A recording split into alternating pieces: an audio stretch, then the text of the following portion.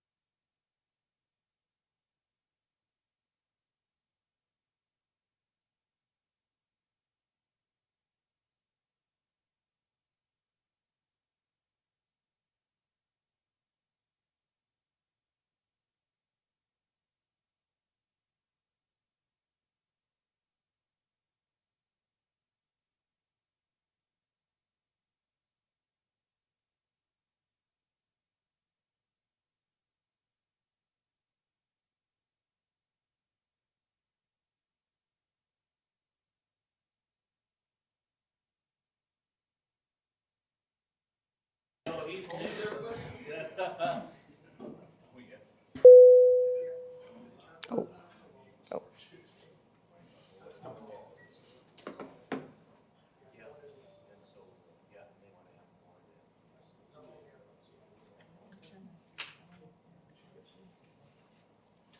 All right, this being 4 o'clock, we will call this meeting of the Executive Committee to order. We acknowledge that we are on Treaty 6 land and the home of the Dakota and the Métis.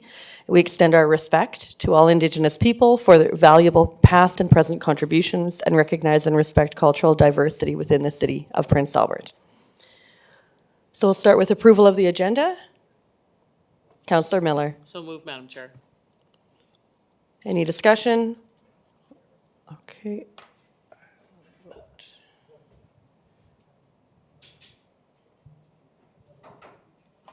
Vote is open. Oh, now the vote is open. Oh, yes, and Councillor Head, how are you voting? In favor. Thank you. Carried. Declaration of conflict of interest. If you have one, you can declare. Adoption of the minutes. Mayor Dion. So moved. Any discussion?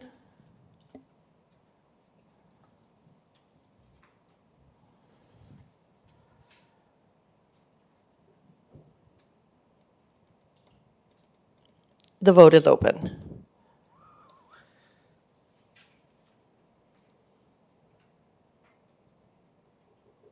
Councillor Head? Thank you. In favor. Carried. Delegations, I believe we have none. We have the consent agenda. Any items to pull from the consent agenda? Councillor Ogrodnik, I'd like to pull 6-1, please. 6-1. Any other items to pull?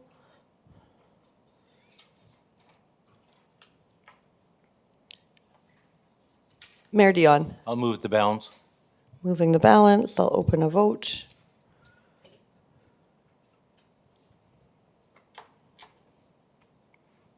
Vote is open.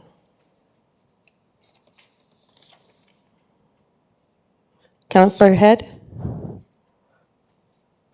Thank you, Deputy Mayor. In favor. Vote carries. Item 6.1. Councillor Ogrodnik. Thank you, Acting Deputy Mayor. Two things. First of all, I want to thank my fellow councillors for actually postponing this and postponing this and postponing this till I was here. I apologize for missing the last two executive meetings, but was not, I couldn't help it but miss them. Second thing is I want to thank the director for this report. And it's really well done. And what I really like is it outlines all the work that has previously been done and also where we can go from here. And so I know I'm going to move, receive and file. However, I'm not going to let it die after, I'm going to make sure that we explore that archaeological dig to see how much that costs, figure out that, and then if we can ever afford it or if we can partner with different agencies, different groups to see what we have there and what options we can go with, if we can go with any of them. But I do like that there's different options. I love the fact of river cruise into the area and tell the story. I mean, I could just see, Morley Harrison being able to write a really good story about the river and on and on. And hopefully, museum, historical society, et cetera, might get involved and do that. So once again, to the directors that worked on this, I know, I think planning and community services both worked on this. And I really appreciate the work, and I really appreciated going out there and seeing everything and the little tour that we had out there. So, and thank you for postponing it till I'm here. So thanks a lot. Great report. Thank you. Any further discussion? Hearing none, I'll call for the vote.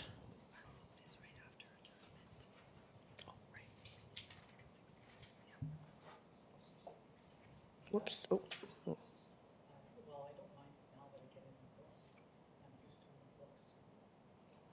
Vote is open. Councillor Head? In favor. Thank you. Vote carries. I think we're on to 7, reports of administration and committees. 7.1 is Destination Marketing Fund Grant Capital Enhancements Application and New Event Application. And we have a verbal presentation. Do we have anyone present for the verbal presentation? Oh, thank you. Yes.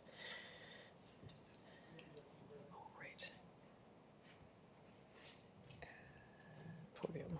Whoops. Thank you very much.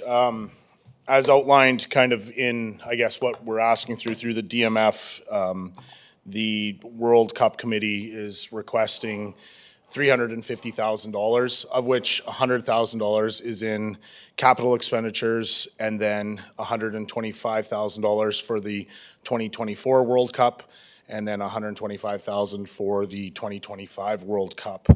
To just briefly go over a couple things, obviously, we did a $1.6 million upgrade back in 2014 was when Project Triple Play began. And where you see the $100,000 for funding, much of it comes in terms of new shale for the facility. with a world-class facility, that park has now been exponentially used more. And the life of that shale has come to its end, and basically has become dust, and it no longer retains a lot of the water runoff or anything that we need for the facility. So breaking down that $100,000, that shale cost is roughly $68,500, which is about 7 B loads of shale, and then the remaining is for our contractor to put it in place, remove it, put it in place, and regrade it to proper levels. With the shale that's coming off, we want to work and partner with the city to then use some of that remaining shale that does still have some life on, and perhaps use it on some of the B level diamonds that could use some uptick on that shale perspective. Some of the remaining money then would go into a sunscreen on Rotary Field that would help encompass the third base shortstop area for safety purposes for the players when the sun begins to set. That has definitely become an issue in the years, and a concern raised by many.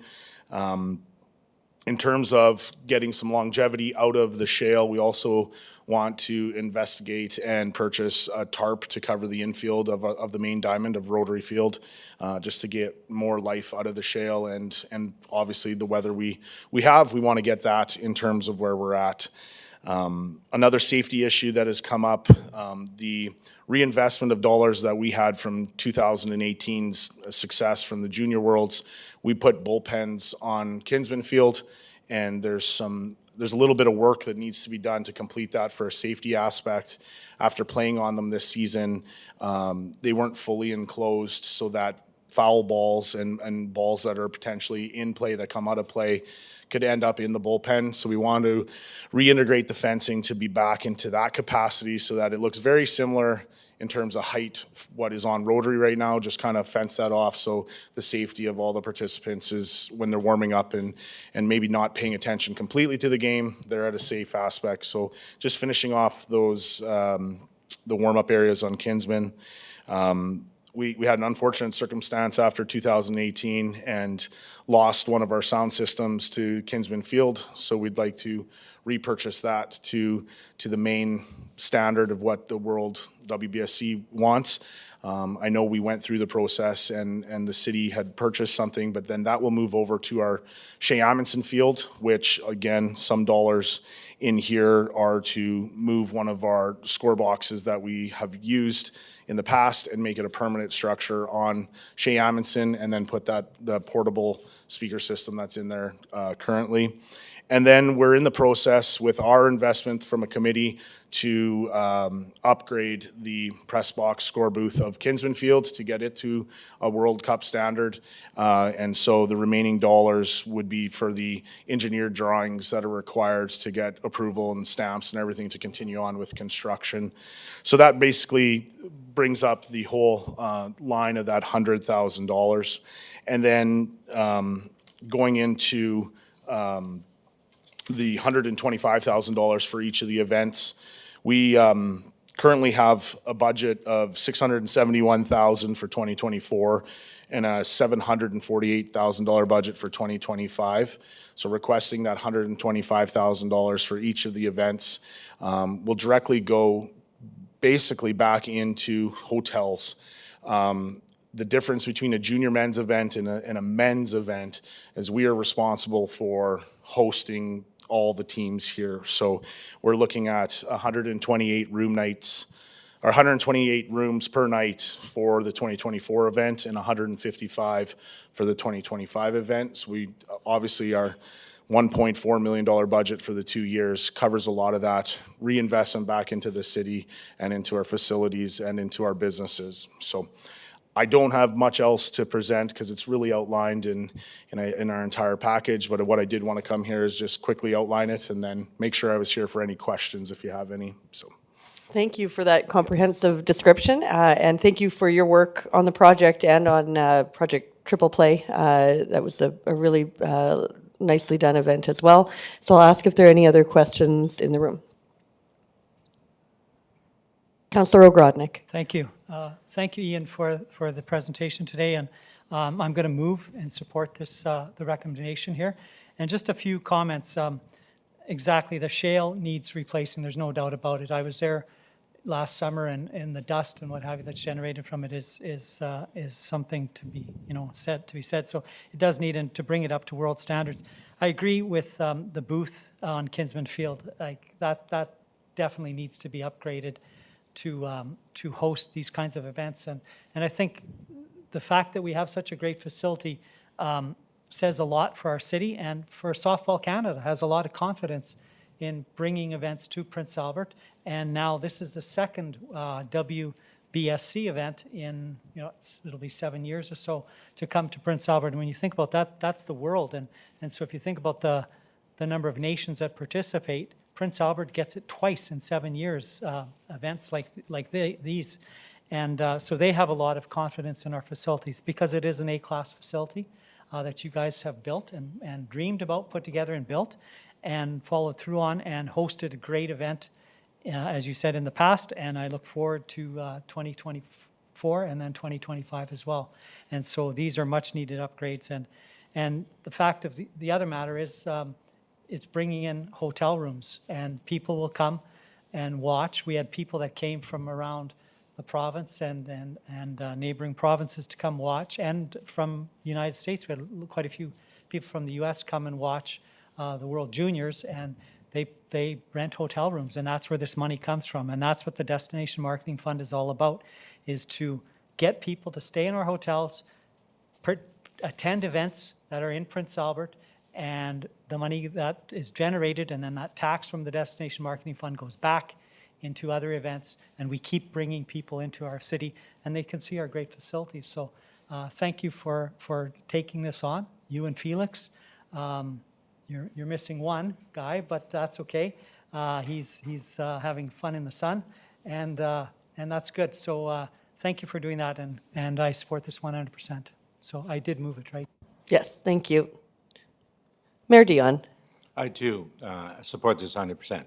I've been to the men's twice now in other cities, and what people don't understand, this is the elite event in the world.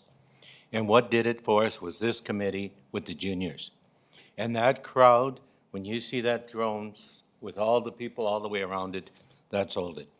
I went after that event to the men's, and all the world people there was just commenting on what a great job we did. And then the other reason I support it is the spin-off. I remember last year throwing out the ball for a big ball tournament that was hosted by L'Orange. But they didn't have the fields, and we have the fields, so they came to Prince Albert and hosted it here. And the other thing that excited me is I've talked to 2 hotels that are already sold out for this event, and it's still months away. And I'll tell you, the following year, 25, you better be booking your rooms now, because, that's the elite of the elite. And it drew big crowds in Saskatoon, and I believe we'll draw bigger crowds here. And so I just again want to emphasize thank you to the committee, because that's who did it. It's easy for us to put our hands up. We do the easy part. It's them that are out there doing the legwork. And you look at it, we're going to get another $1 million. They're raising over $1 million, and we're putting in $250. So it's more than fair and reasonable, and I 100% support you, and I wish you luck.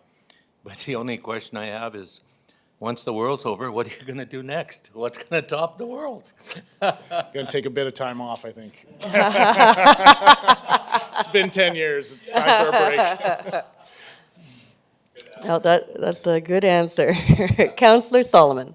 Thank you. And thank you, Ian, for the presentation. And of course, thank you for your dedication to ball over the last decade and more. Actually, I know, I remember playing slow pitch against you many, many years ago before that even. So, and then of course, thank you for putting the city on the map in terms of ball and the facilities and the wonderful events that we have to share with our community and that. When I looked through the materials, they are very well done. It very much highlights the positives in the city, and I thank you for that. And that's, of course, a big part of our bid in getting these things here. And so those are things that we have to support when we have the opportunity, so I'm 100% behind this as well. I think that the amount is certainly reasonable and appropriate for a world event, so thank you for keeping that in mind for us as well. And I just have one question. I don't know if you're going to be able to answer it, but do we expect any local representation during either of these tournaments? We just had a call actually this morning with the WBSC and Mike Brancho, who's the CEO of Softball Canada. They are working on their roster right now, but we have some heavy talent in Saskatchewan. Both Saskatoon and Prince Albert and North is really a hotbed for men's ball. So if I was a betting man, I would say there'll be some representation, if not from one of our communities that has always been part of PA Minor and the Astro program, but definitely probably someone from Saskatchewan for sure. Thank you. Any further comments? Hearing none, thank you very much for the presentation, and I will open the vote.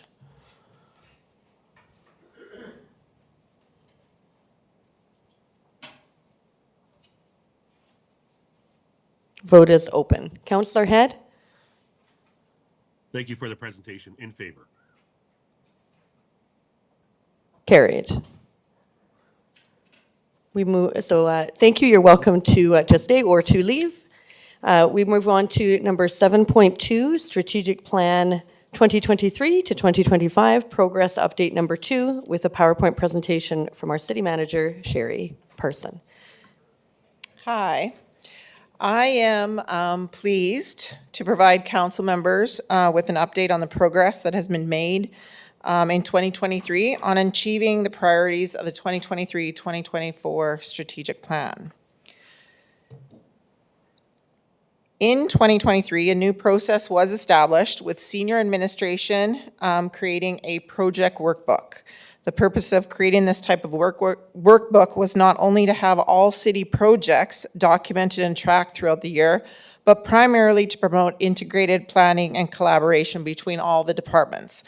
Each director was asked to input their projects for the year so that a comprehensive document could be created outlining the tasks involved, which other departments would be impacted, and which strategic priority the project addressed. Once the full workbook was prepared, senior administration team met to review each individual project, allowing opportunity to share information and determine where support could be provided, and where collaboration with other departments and organizations would be appropriate. This exercise was proven to be extremely helpful in removing the silos and ensuring we are all working toward achieving the goals of the organization.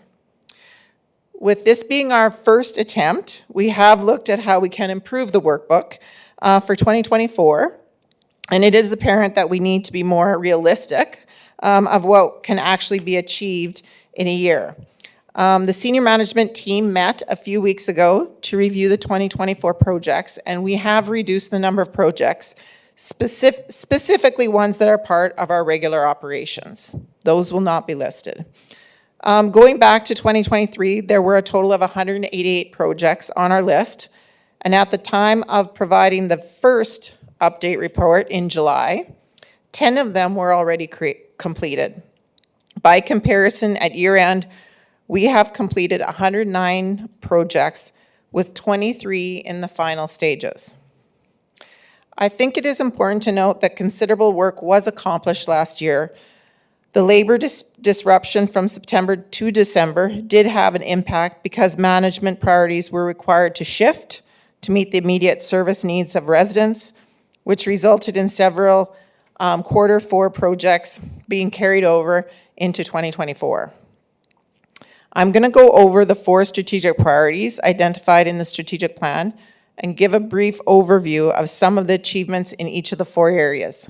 I will also show a few videos that anyone can view on the city's website to give a better understanding of the great work that has been completed.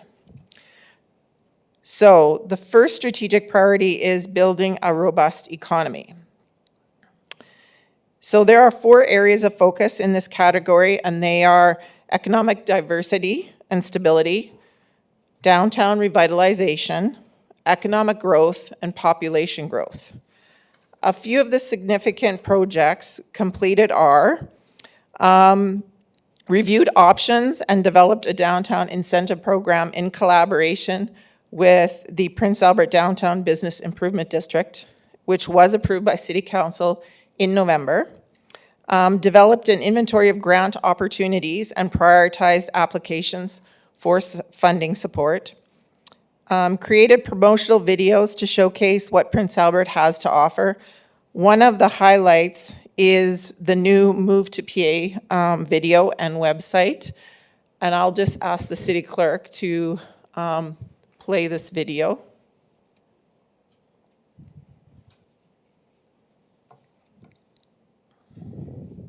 Prince Albert is my home. I have never thought any different, and all walks of life consider this their home. Prince Albert as a beautiful, vibrant community that is an exciting place to spend time with your friends and family. Prince Albert feels like home to me because this is where my family is, this is where our friends are. We're close to everything that you're going to need, all the conveniences of living in a big city, but at the same time, you're right around the corner from beautiful lakes. Some great parks and hiking trails, so we're really fortunate that way. Prince Albert was ranked #1 for green spaces in Canada. We have the Rotary Trail, we have Little Red, we have the various parks and splash parks around our community in the different areas. It has been so exciting to see all of the amazing upgrades that have been happening at Little Red. There's new bridges, new exciting things for families to do. There's also the Naughty Pine Bistro, which has such good desserts and coffee and food. It's definitely a place that I love to take people when they come to visit me in Prince Albert and just to go spend with my family and friends. Well, there's always winter sports around Prince Albert. We have the ski hill out at Little Red. There's the skating rinks. Cross-country skiing, sledding. So many opportunities here for all your family. There's always something for you here in Prince Albert. Anybody who decides to come to PA, whether it is to study or start a career, I would tell them, number one, it's an affordable place. You can dream to own your house or buy a house, definitely in PA. I'm not sure about all the other places. Every neighborhood has its own sense of place, right? And you can talk about the West Hill or the West Flat or Crescent Acres, Hazeldale, Nordale, East Hill, East Flat, you name it. When you think of each one of those neighborhoods, there's one or two different parks or playgrounds or amenities that kind of pops into my head. We have such amazing facilities. One facility that I go to quite often is the Alfred Jenkins Fieldhouse. My son loves soccer, and he loves the fact that he can play soccer all year round. And my daughter really enjoys the playground outside. It's a place for everyone. And the city actually has a city rec pass that you can purchase, and you can access all of the different facilities Prince Albert has. Since the 13 months that I've been here now, this is all what I've done. I volunteered for the Chester Music Festival. I was the volunteer coordinator for the Downtown Street Fair. I participated with the local theater group. The local community has embraced me in a beautiful way, and I've embraced them with equal open heart. One thing that I love about living in Prince Albert is there's so much art. There are local musicians, there are local artists, there's so much to do in Prince Albert. Whether it's going down to the Arts Center and taking pottery classes or taking in the gallery that's there. And the Rollinson, check them out. They always have some really great acts coming through our fine city. It's a beautiful place with the Man Art Gallery attached, and that way we get to showcase some of our up-and-coming artists and some of our established. If you want that small town feeling with the big city feeling as well, this is the place. Prince Albert. Prince Albert? Prince Albert, Prince Albert. Prince Albert is my home. I have never thought any different, and all walks of life consider this their home.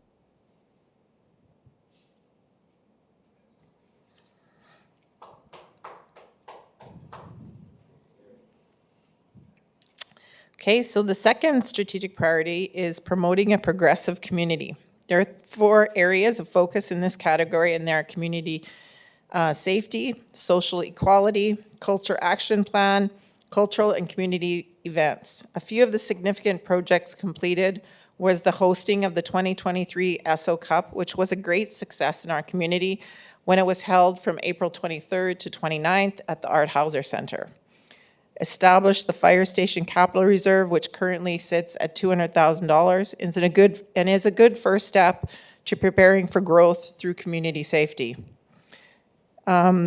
Renaming of 16 city parks, which included design and installation of park signs.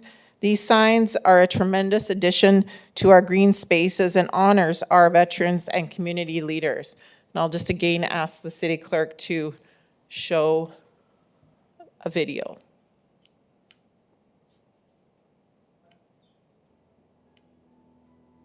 This is a special initiative to honor the contributions of our veterans and community leaders.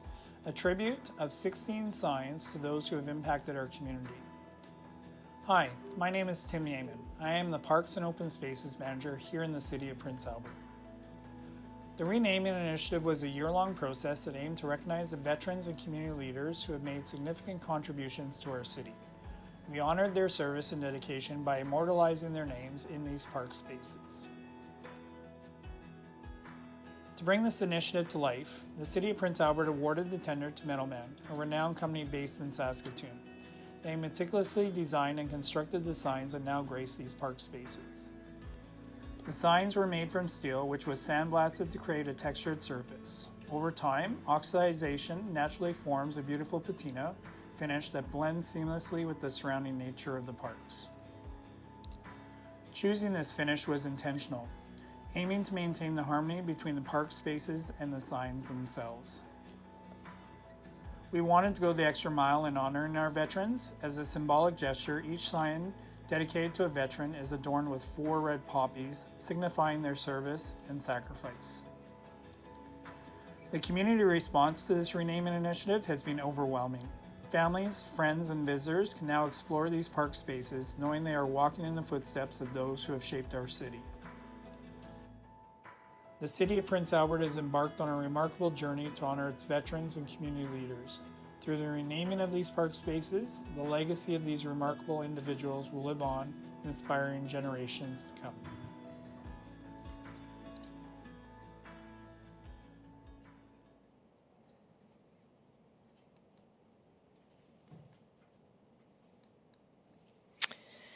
The third strategic priority is investing in infrastructure. There are 3 areas of focus in this category, and they are urban transportation, nature planning area, infrastructure management.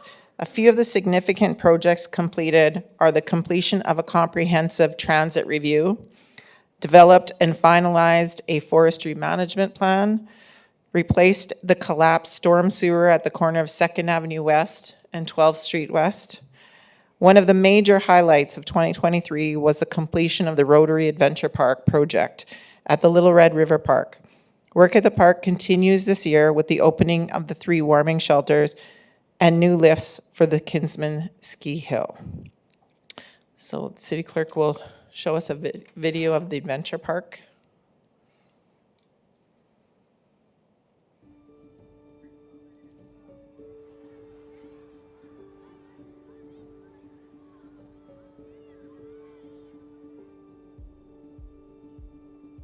I've been a part of the Rotary Club for a number of years now, and we started looking at, in about 2018, about what we're going to do as a legacy project for our 100th anniversary. Actually, Little Red has been a great place for me over the last several years. I came to the city back in December of 2017, and we began to have conversations in regards to the importance of Little Red, putting it on the map, opening it up to the public, letting people across the province know about this great gem. And out of that conversation came a conversation about the Little Red River Master Plan. We went through a couple different options and eventually settled on something out here at Little Red, because a few of us in the club were involved in coming out here on a regular basis, and we knew it was underutilized. The playground equipment was old that was here and actually had to be taken down because it was not safe. So knowing that we could replace it with something that we could do to make a new play area and to utilize the park more was just ended up being a natural fit as a legacy project for the Rotary Club. I started with Canadian Tire 44 years ago, and then I went to a couple of Canadian Tire stores before I found Paradise, Prince Albert, Saskatchewan. And it's been 33 years of doing things around the place. We've got a couple of spray parks, a couple of basketball courts, we've got the field house, we've got the Jumpstart Park. Anyway, this is the one. This is the creme de la creme. This is the cherry on the cake. Little Red is just over 1,200 acres. And there's just so much for families to do out here. It's really been a focus of mine over the last several years. There's been a huge transformation here. We've seen trail systems built, we've seen a playground built, we've seen zip lines built. It's not just for today, it's for future generations. The Rotary Club is happy to be part of being out here at Little Red. We know that this park is one of the biggest in Canada, one of the biggest urban parks in Canada, and we have this jewel here to be able to be utilized in Prince Albert to add to all the other parks that we have. That's what the exciting part of this, and having all those partners and just building relationships with people. So it's been really meaningful on my end. So we got parks everywhere. We got more parks than any city of over 10,000 people in the country, more urban parks. So this is what it's all about. Prince Albert's number one. We are the city of parks.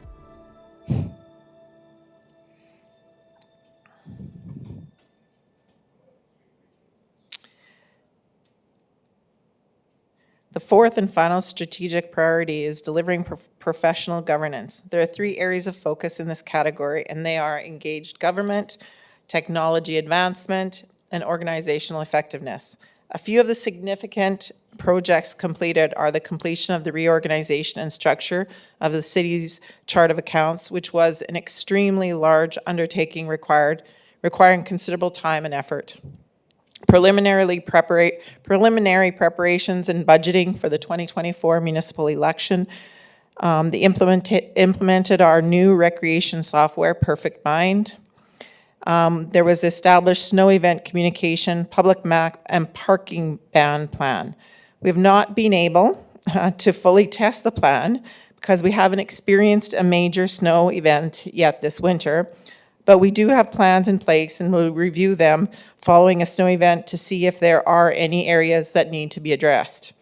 As you can see from the bottom part of the screen, we now have easy to select sections for the public to view the snow priority map, report a snow clearing concern, and a residential snow grading schedule, which will be updated to indicate the roadways that have been completed and those that are next on the schedule. I encourage you to spend some time on the webpage to become more familiar with all the information that can be found. It will benefit staff who receive questions from residents, but is also a great resource for council, and we hope you will suggest residents check the site for information or submit a concern using this platform.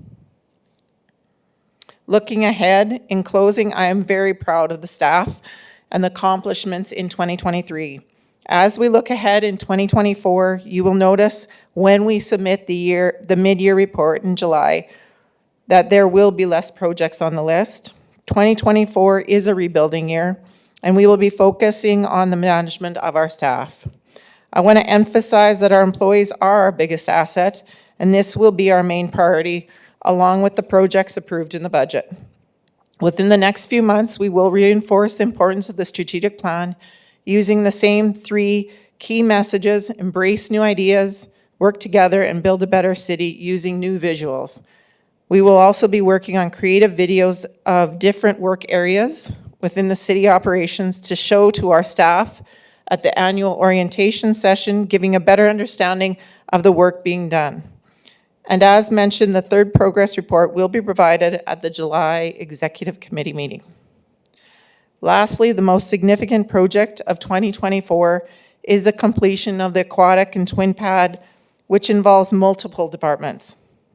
I would like to end with the last 2 progress videos, which do a great job of providing an update and reminder of the tremendous work being done at the new facility.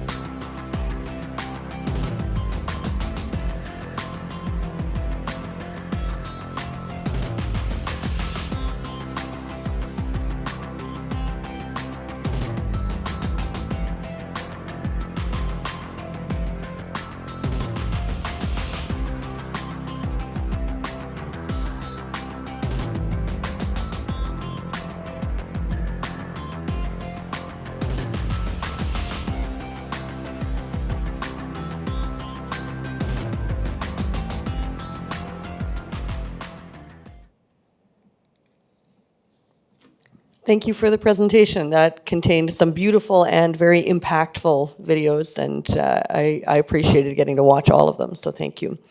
Do we have any questions? Mayor Dion. I'll move and receive and file, and you're right, Councillor, there's nothing better than a video. We like pictures, but video just seems to show the progress in that, and I think that's one of our greatest marketing tools. So thank you for the staff and everyone that produced them. Further discussion? Hearing none, I will bring forward the vote.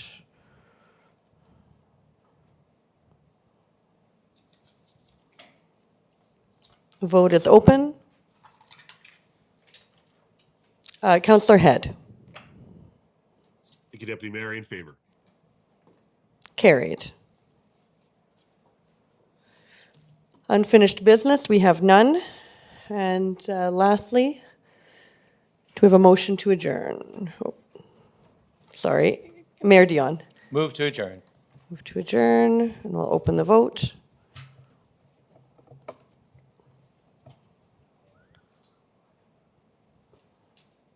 Vote is open. Councillor Head? In favor.